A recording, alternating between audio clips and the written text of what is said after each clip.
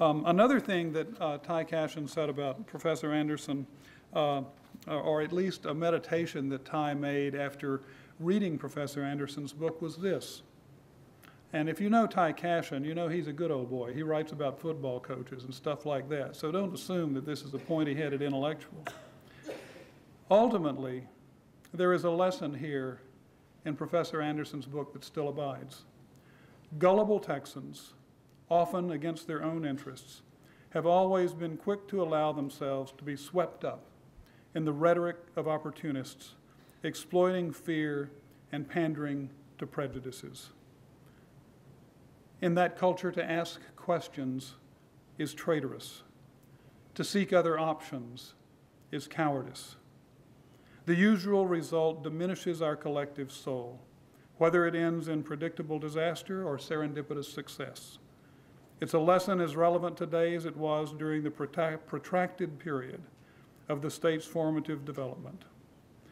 Too bad those who need to hear it most often never seem to listen.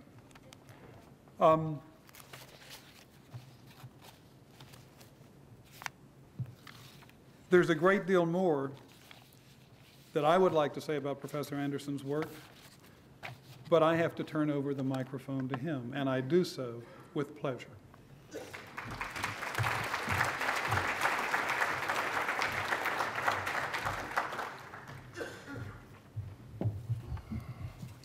Thank you. Can you all hear me back there? No problems? Well, I come to you with trepidations today because I've been traveling all spring. One of the things a research professor does do is get around the country and actually get around the world a bit, carrying the flag of the university, as the president says, and talking to people about history, which is what I do. And I just got back from Germany. I was in Germany to teach a course, actually. We have a contract with the Air Force.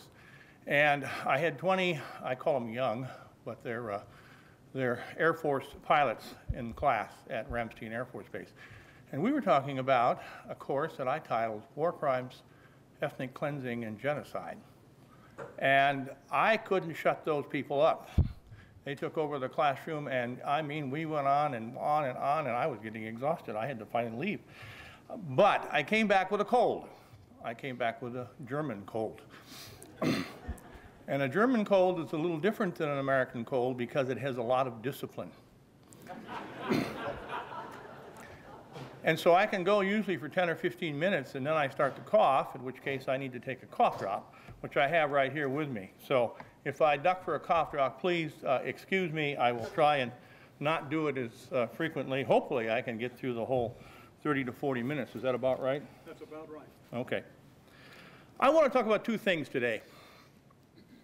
And I've thought about these things actually on the airplane coming back and jotted down a few notes. And I might ramble a bit, but I think they're important things because, first of all, I want you to know that I am an historian, and I'm very proud of that. I've always been proud of it. Why? Well, first of all, history is the first discipline. It's it. The university started around the study of history.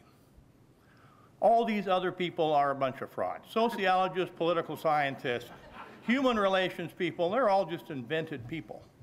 We actually began the thought process, the debate. What is history?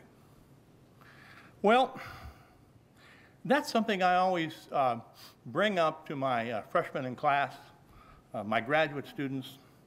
By that time, they should know something about what history is, but some famous philosophers have tried to define it. One, about 1900, said that, quote unquote, history is bunk. He was upset over the fact that the so-called German school of history, or the scientific school of history, was dominating the field. And all of a sudden, the British were running rampage over the world. They were fighting something called the Boer War. And he wanted to be able to criticize it. He wanted to bring some morality into history.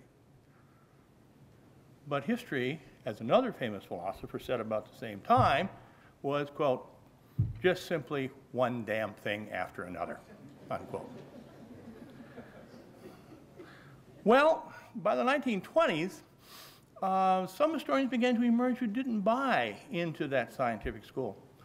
the progressive school then, Charles Beard, wrote a famous book, An Economic Interpretation of the American Constitution, in which he said, the Constitution isn't this blessed document at all. It is, in fact, a document written by the rich, for the rich, and by the rich. Wow. Classism, Marxism, American history. Here we go. By the 1950s, of course, more debates, the Cold War. The 1960s, Vietnam tore the history profession apart. What was happening? Well, we were entering a new phase. We historians today believe that we interpret history. We interpret it. We don't create it out of thin air. We go to an archive, we find documents, we read them, but we read so many of them that we have to come to some conclusion as to what the hell they mean. And that's what we do.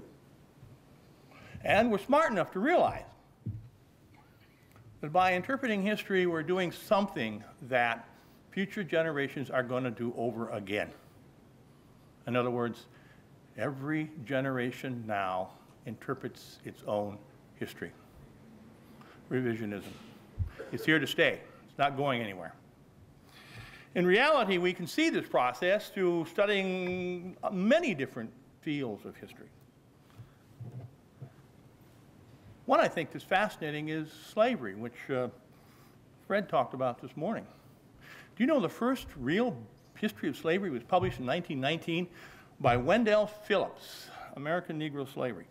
He was a PhD from Harvard. Talk about credentials, right? American Negro Slavery. You know what Phillips said? He said that slaves in America really liked slavery. They thought it was fun. They got to eat a lot of,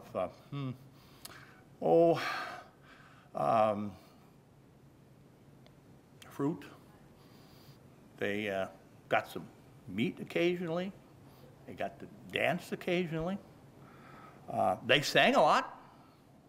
They didn't complain a lot. They liked it. What, of course, was missing from the equation is that Phillips grew up in Georgia. That's right. He was from the South. That book, though, was the dominant book in the field of slavery for 35 years. It wasn't until the 1950s that Kenneth Stamp brought out The Peculiar Institution, where he challenged Philip. And then in the 60s, the Civil Rights Movement, all of a sudden, there were dozens of books on slavery. And we continue to see them coming out today. And of course, we know that that initial interpretation is what we call today the Sambo stereotype. Doesn't make any sense at all. All kinds of slaves rebelled. Some of them killed their masters before they themselves were killed. Others simply ran away. The interpretation of slavery then as a field grew as we went through the Civil Rights Movement and new generations began to reinterpret history. That's one example. There's another example I would like to turn to, which I think will lead us to Texas, which is actually where I'm headed, so if you just bear with me, I'll get there. In 1939, it was actually mid-August 1939, Adolf Hitler, now some of you I'm sure know who Adolf Hitler is, but if you don't, he rose to power in Germany in 1933, took over the government, and decided to conquer the world. Adolf Hitler got in front of his generals. He was getting ready to invade Poland and start the war. And here's what he said. The aim of war is not to reach definite lines, but to annihilate the enemy physically. And then he went on. Who today still speaks of the massacre of the Armenians? Unquote. Ever heard of the massacre of the Armenians? Probably not. And Hitler was speaking a half-truth. No one really cared. And his point is real simple. We're going to invade Poland and we're going to win. And the winners write history. Those who win write history. There's a lot of truth to that. There's a lot of truth to that. Hitler had been reading. Not a dummy. He read a lot of things. He wrote a book, Mein Kampf. You know who he really admired? He admired the British people greatly. Why? Because the sun never set on the British Empire. That's why. Great Britain, and if you look at its history, has an incredible history. Of course, it sent colonists to the New World here, North America. Virginia settled in 1607. Boston becomes a major colony in 1630. And then it went on, of course, to send settlers into Australia. It conquered India and Egypt, much of Pakistan. It conquered parts of South Africa. It developed a massive collection of colonies. Of course, England didn't really start this colonial process. It actually begun a few years before the English got involved in it. The Portuguese and the Spanish really began. I got a kick out of the speech today at noon, talking about the Spanish in Florida, of course. They were there, and the flag was flying at the St. Augustine Fort. The only thing that was not brought up in that discussion was the simple fact that the Spanish were very good at persecuting the crap out of all the Indians nearby. They were persecutors then, not unlike, of course, some Anglos who are going to follow them. The Spanish, though, would conquer parts of Africa. The Spanish would conquer South America. They would conquer Mexico. They would conquer the Caribbean. The Dutch got into the colony business, Indonesia. The French, Indochina, Cambodia. The French wouldn't give up. They even fought their colonies into the 1960s in Algeria, Chad. What happened as a result of this process of colonization? Well, if you look at Africa, for example, and Fred did this morning, but I want to bring up a few points before I go on. If you look at Africa, you're going to be absolutely shocked to hear that between 1500 and 1830, some 50 million African people were disrupted, killed, removed, forced into slavery in just 330 years. 50 million people. Now, sometimes their villages were surrounded. The old men and the old women were simply hacked to death by slavers. The babies were bayoneted. I'm going to waste bullets on them. People that were of work age were forced to the coast, put in places called barracoons, forts on the coast that were controlled by European nations, and then put on board slave ships and shipped to America. Of those 50 million, 15 million survived. 15 million survived out of 50 million. Kind of interesting statistic here, too, because as you know, a goodly number of them came to the United States, but you'd be shocked to learn that it was a very small number, only 6%. The vast majority went to South America and the Caribbean. About 35% went to Brazil, mostly prime workers, males. They were moved overland into a place called Minas Gerais, where they worked in the gold mines. Some of the major gold strikes then in the world were in Minas Gerais. The average life expectancy of one of those slaves in the mines was 6 to 7 years. But Africa, of course, a terrible thing. We didn't have anything to do with that, right? Aha. Plant yourself at Boston, Massachusetts in 1750. You will find well over 150 slave ships in the harbor at any one time, fitting out, ready to go to the African coast. The English got something called the Asiento, the monopoly on the slave trade. In 1715, the United States made money on the slave trade just like the British did. How much money? Eric Williams, a famous British historian, has argued that 75% of the capital used to finance the British Industrial Revolution came from the slave trade. Andrew Carnegie and the capital he used to build then steel mills.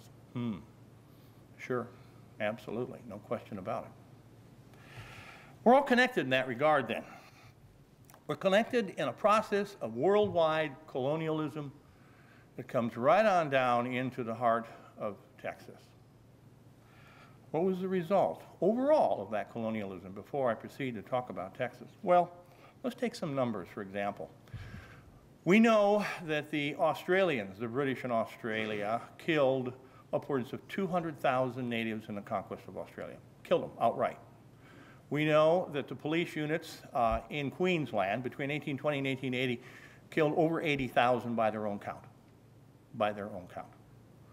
One of these Queensland policemen in his diary wrote that killing natives is like sport, unquote. We know that England, in the Boer War, finally defeated the Boers, South Africa. 600,000 people dead. Many of them white, many of them African. How'd they die? Most of them in a new system that the English had invented. They had learned a bit about this from the Spanish in Cuba and had applied it in South Africa. We call it today the concentration camp. 600,000 dead. Then, of course, there's something called the Philippines, which we invaded and conquered in 1898, actually. But in 1899, the Filipinos revolted against us, and something called the Filipino insurrection emerged. The Filipino insurrection lasted until 1902. The generals that we sent out to put it down, first of all, General Leonard Woods. I don't know about you, some of you who are Vietnam age, I am. I spent time in a place called Quantico, but many of you might have been in a place called Camp Leonard Wood in Missouri, where many of the Vietnam troops were trained. At any rate, his second in command was a general by the name of MacArthur. And they liked the British idea, the British model. And they began to develop concentration camps in the Philippines.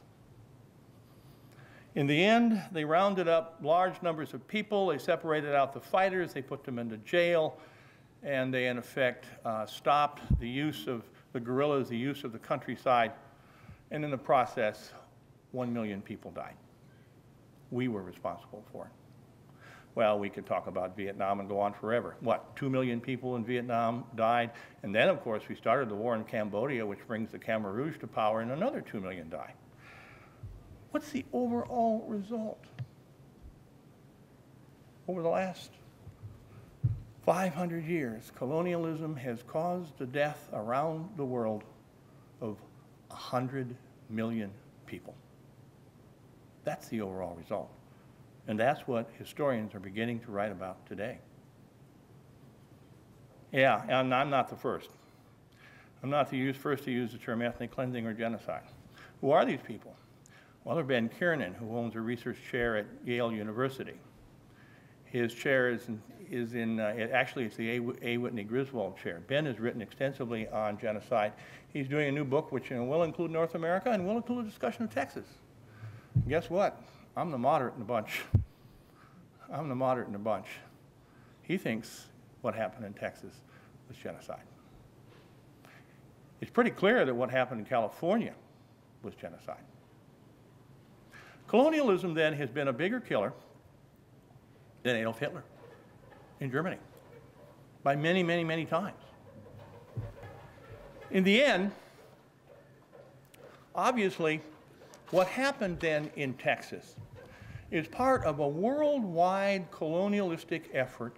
We're all in it together, for the most part, those of you who are Anglo and white at least, to conquer the world, to bring the world under subjugation. Yeah, we look at Hitler and we say, he's crazy. He's trying to conquer the world. The British damn near did it.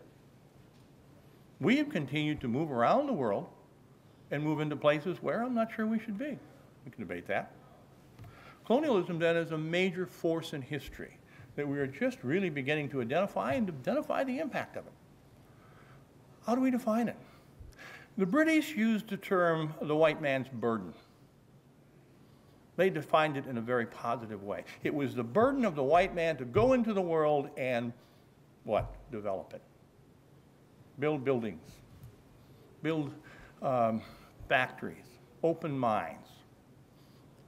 Take on and develop resources. But at the same time, any good British citizen would tell you that the burden was also to bring Christianity to the world. A market economy, capitalism. And the type of politics that it would lead to what we believe to be democracy. All you got to do is go back to the American equivalent of that. In the 1840s, we called it manifest destiny. Same thing, same exact words, same exact justifications. Colonialism, then, is the macro history of the world, which I wanted to bring to you. There is also a micro history. And Texas is a classic example, a wonderful example. There are other examples around. Minnesota, California, New England. A couple of historians have suggested that genocide occurred in New England in the 17th century, particularly when it came to destroying the Pequot Indians. We know that it happened in California, big time. But what happened in Texas? And how does the Battle of San Jacinto fit into this whole debate? And how can we place it there? Well, let's start with 1835, all right? In 1835, there was confusion within the Texas government. Stephen Austin was trying to control an army, trying to take San Antonio in the fall. The government was kind of running adrift. Sam Houston didn't know exactly what his role was. He was trying to be a general. Nobody was really taking his commands very seriously. He realized, though, that he did have an asset, something he could help Texas with. And in fact, he did. I'm going to say a few things that the guys that fought it out over Houston in 2002 didn't say, because I've done a little bit more research than they have on Houston's life elsewhere, let's put it that way. We know that Houston, who was about 16, ran away from home and lived with the Cherokee Indians for a while. I'm an Indian historian, I do this. The Cherokee were matrilineal, a matrilineal society. And in a matrilineal society, descendancy comes from the women on down, through their daughters, et cetera, et cetera. Those women are powerful. They're very powerful. They control the household. They control the field outside. And there will be a senior woman who will tell the junior women what to do and when. We'll teach them various skills as well, pottery, basketry, et cetera, et cetera. They produce the food, large amounts of it, and they decide who gets to eat. Wow, there's a power, isn't it? Interestingly enough, a man then who wants to get married can't marry within his own clan. We all, every human society on earth, has taboos against incest. All tribal societies do too. Not a good anthropologist who can tell you why. They don't know. But the Cherokee did too. So a man had to leave his clan and move into the clan of his future wife, where he owned nothing, whether the shirt on his back, maybe a bow and arrow or two, and that was about it. And there were rules of avoidance, strict rules of avoidance. For example, when he sat down to eat around the fire, his wife might be sitting next to him, his mother-in-law might be across from him. He couldn't talk to his mother-in-law or look her in the face. Rules of avoidance. So what he would do is he'd say, "Dear, will you please have your mother-in-law pass me some food?" And that's the way it worked. It was wonderful in many ways for the men too. Why? Because they didn't have much responsibility at raising children. That's right. It was the aunts and the uncles who raised the children in that clan. They belonged to that clan, those children, and they were raised by the members of that clan. The biological father then had one duty, getting his wife pregnant. That was about it. That may be an exaggeration, but it's about it. So when Houston moved into that Cherokee camp, he could take a wife. He could live with her for a couple of years and then suddenly disappear, and no one said, "What happened to Sam? You know, where'd he go?" In reality, Houston did that several times. After he, of course, had to leave the governorship, he, in 1829 in Tennessee, his wife had deserted him on their wedding night. It appears that he had been severely wounded in the groin, and the wound still seeped a bit. At least that's one story. She apparently couldn't handle that. He fled to Oklahoma, where he joined John Jolly's Cherokee band, and he moved in with another wife. There, he stayed for 2 years, and then finally in December of 1832, as many of you know, he left and went to Texas. But then there's a period in 1834 where he disappears, and we don't know what happens to him. The evidence tends to suggest that he was somewhere along the Louisiana-Texas border, perhaps even in Arkansas. It appears that he had moved in with a cattle band. He was trying to see what was going to happen next in Texas. The reason I say that is later on, about 1838, there's a Caddo delegation that visits Houston when he's president in Houston, and as they're leaving, they comment on his wife, who he had left behind, who still yearns for him, and in fact, wondering when he's going to come back. That's obviously not perfect evidence, but it's certainly suggestive evidence. One step further. When Houston's president the second time in 1843, he goes out to the Brazos River and spends nearly a month negotiating with Indians, Caddos, Wichitas, Shawnees, Delawares, Comanches. And in the spring of 1844, a boy is born there, an Indian boy, who is named Sam Houston. Now, it was common for Indians occasionally to take a name like Jefferson or Washington and use it like that. This boy grows to adulthood, or young adulthood, at the age of 14. He shows up on the school rolls on the Brazos Indian Reservation, 1858, 1859. And then, lo and behold, 7 or 8 years later, he joins 20 other Indians who were there at the time, who petitioned the United States government. They want some reward because they had served as scouts in various Indian campaigns against the Comanches in 58 and 59. And not only do we see Sam Houston's name, but then in parentheses, son of Sam Houston. Wow. What does that suggest? Just a tidbit, but it clearly suggests that this young man then was a product of another liaison. Finally, one afternoon, sitting in the Oklahoma State Archives, it's there for you to go look at. Going through some old photographs, I ran into one that absolutely knocked me out of my chair. A photograph of a Caddo woman, 100 years old, 95 anywhere. And on the side of the photograph is written, the wife of Sam Houston. The photo exists. Does the Indian family exist? I don't know. I haven't done the research to find out. It's probably not something I will do. Maybe a graduate student will go do it someday. I do know this. Sam Houston liked Indians. He liked living in Indian camps. He liked getting along with Indians. He was clearly a relative when it came to the Cherokee, a fictive relative, in the sense that he had been adopted many times over. In 1835, then, he was the ideal person to send north to talk to the Indians in North Texas. How many were there? Well, we know that in 1835, there were still upwards of 30,000 Indians in Texas. There had probably been close to 40,000 in 1820. 8,000 to 10,000 of these were immigrant Indians living in North Texas, expanding into the west, hanging out with a guy named Coffee who had a fort up in the Red River. There were several hundred living there. Involved in the fur trade, but mainly just minding their own business. Houston realized, though, that there were a good 400 or 500 warriors there that might be a serious problem were the war to turn sour in the South.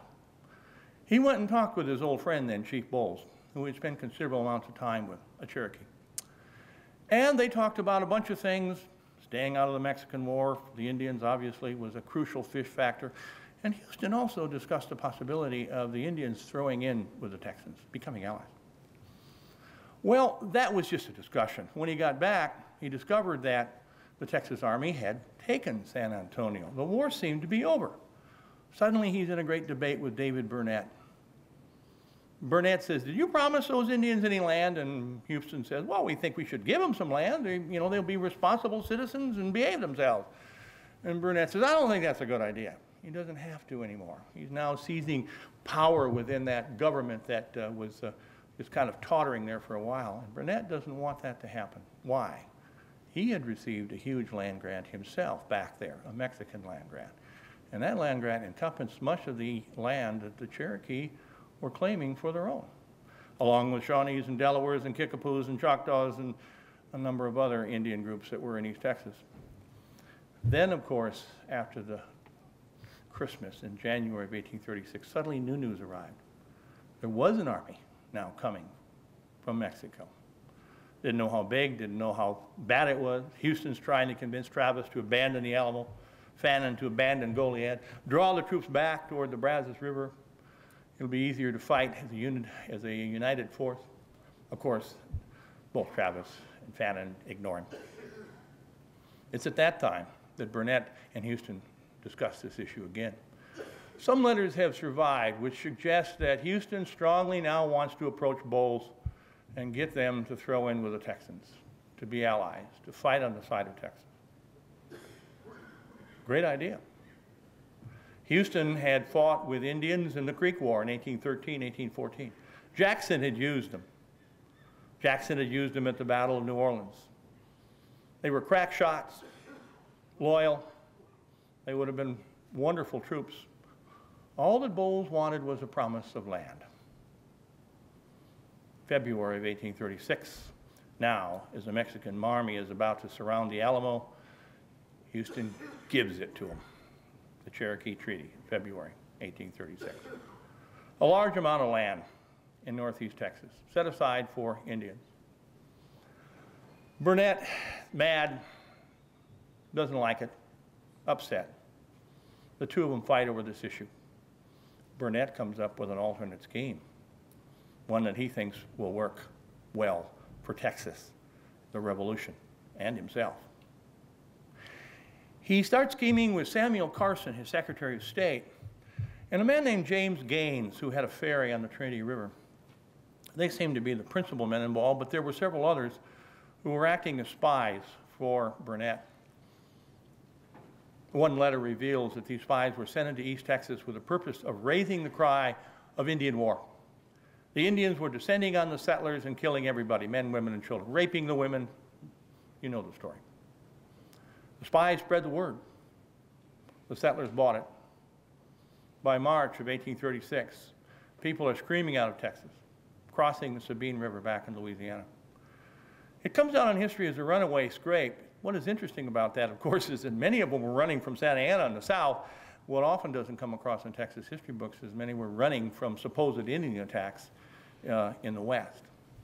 The rumors that reached Nacogdoches were that there were 1,500 Indians, 1,000 Mexicans, all mounted 100 miles west of Nacogdoches, and they were going to descend on the place and tear it apart. Now, why would Burnett do this? Seems foolish. Produce a stampede in Texas. Well, we have to go back a bit. Back in the 1820s, something called the Santa Fe Trail had been opened. And the federal government discovered that it was a very valuable trade between Mexico and Santa Fe. A lot of gold and silver in Mexico. Zacatecas had massive gold mines. Americans had goods they wanted to sell down there, and the trade was ideal. The wagons each year then grew in number to the hundreds, to the thousands. The problem was they were going right through the center of Comanche Kiowa lands, and the Comanche and the Kiowa didn't like it. They started attacking some of the wagon trains, driving off the stock. In the end, American troops were sent at times to protect the trail, but they had to stop at the Arkansas River, where Mexican territory began. The Indians would sit on the other side and go, boo, you know, they knew they couldn't cross. In the end, Jackson decided to negotiate a treaty with Mexico. Treaty of Commerce, 1831, long, long drawn-out affair. Article 33, though, is the crux of it. It says that whenever an Indian group from one country or the other crosses the border into either Texas or into the United States and begins attacking the citizens of that state, it is the duty of the state where they came from to cross the border and go get them. Yeah. The Treaty of 1831 and Article 33 then gave the United States Army the right to cross the Sabine River and defeat that supposed force of troops out west of Nacogdoches. Burnett knew that. Carson knew that. Gaines knew that. All they had to do was convince the American commander, and guess who he was? General Edmund P. Gaines, the older brother of James Gaines. Now, Gaines was being part of the conspiracy. Didn't think he could fool his brother, apparently. He was involved in helping the spy companies go out, that's clear. Carson took on the task then. Carson headed to Louisiana. And when he got to Louisiana, he wrote several letters back to Burnett in which he says, I'm getting there, I'm getting success. Gaines is down in the Sabine River, he's got 7 regiments of troops, that's not true, 7 companies of troops or whatever. I don't know how many, he had a lot of men. At any rate, and he's thinking about crossing the Sabine, all we got to do is prove to him that the Indians, the Cherokees, the Shawnees, the Delawares are attacking Texans and killing them. On the other hand, Gaines had been receiving messages, frantic messages from Washington. General Gaines was being told, okay, if there's absolute evidence, you can cross. But you damn well better make sure there's absolute evidence. Why?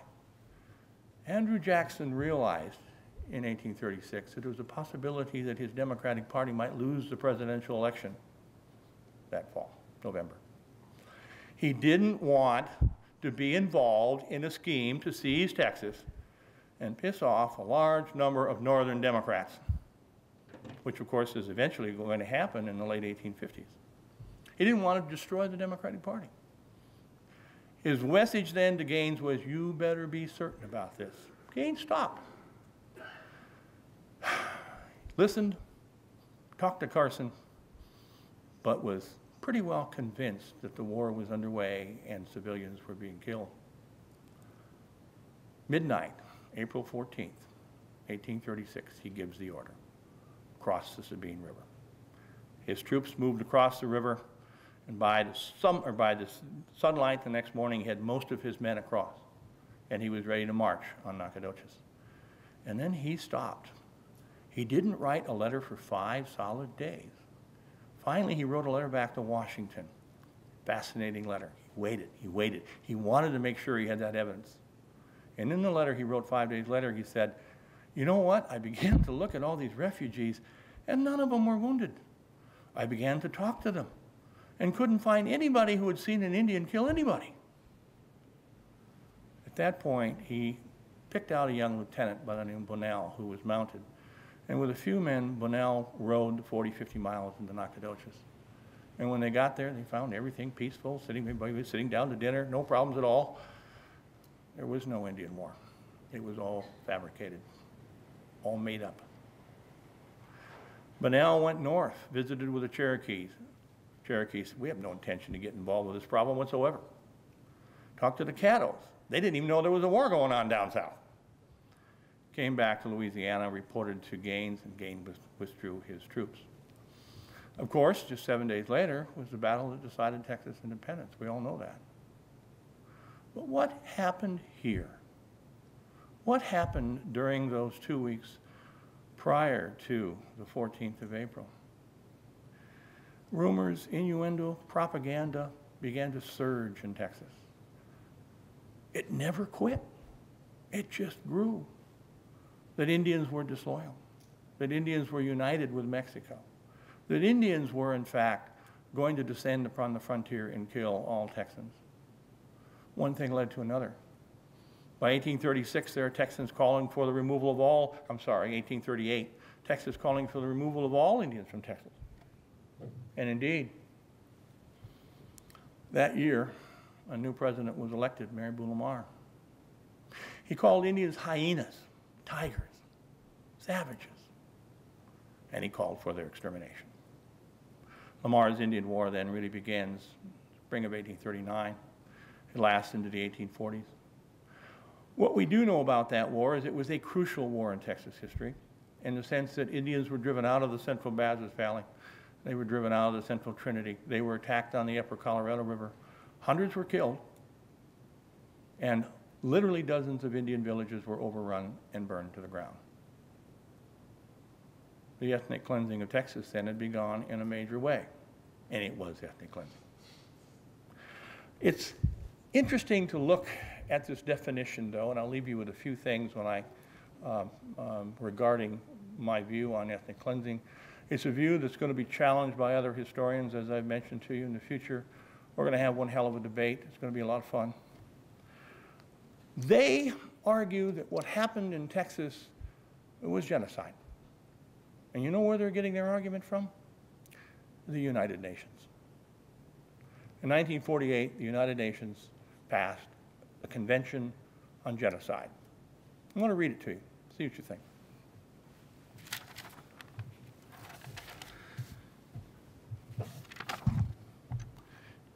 In the present convention, genocide means any of the following acts committed with intent, that's the key word, to destroy in whole or in part a national, ethnical, racial, or religious group as such, A, killing members of the group.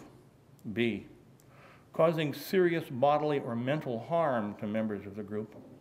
C, deliberately inflicting on the group conditions of life calculated to bring about its physical destruction in whole or in part. D, imposing measures intended to prevent births within the group. And E, forcibly transferring children of the group to another group.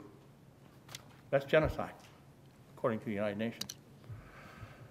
The debate I'm going to get into looks like this. I think that argument is way too broad. I think it's wrong. I think it goes too far. I think genocide is a lot like a famous Supreme Court justice said of pornography. You'll know it when you see it. I think that what happened in Texas, what happened in New England and across much of the United States was ethnic cleansing. I don't think one can possibly disagree with the argument that the 100,000 Indians who lived east of the Mississippi River in 1810 and who were forcibly moved west of it under something called Indian removal is anything other than ethnic cleansing. Now, of course, under the United Nations Convention, it might be described as genocide. That's a debate then. It's one of definition. It will continue. I'm sorry that Texas had to be the first example. Hang on to your hats. California's coming within a year or so. And then Minnesota. And wait until we start talking about the Black Hills and General Sheridan. The conspiracy of all times to steal the Black Hills from the Sioux Indians. And you know what? The Supreme Court even agreed with the Sioux Indians and said, we got to pay them reparations. $110 million. This was about 15, 20 years ago. You know what the Sioux said? Take your money and shove it where the sun don't shine. We want the Black Hills. What has happened to Native people then around the world? It's happened to them because they were people of color. That's the simple fact. They weren't Christians. They weren't capitalists. They weren't builders. They were people of color. I'll leave you with this thought. One thing that always enters my mind when I think about history and writing history is this. And it comes from an anthropologist, probably the best ever, Franz Boas in Columbia. He would get in front of his graduate seminar, and one of them had such wonderful scholars as Margaret Mead in it, Richard Lowy, Ruth Benedict, tremendous scholars. And he would start with this: don't you ever forget it. And I quote, all culture has value, unquote. Thank you.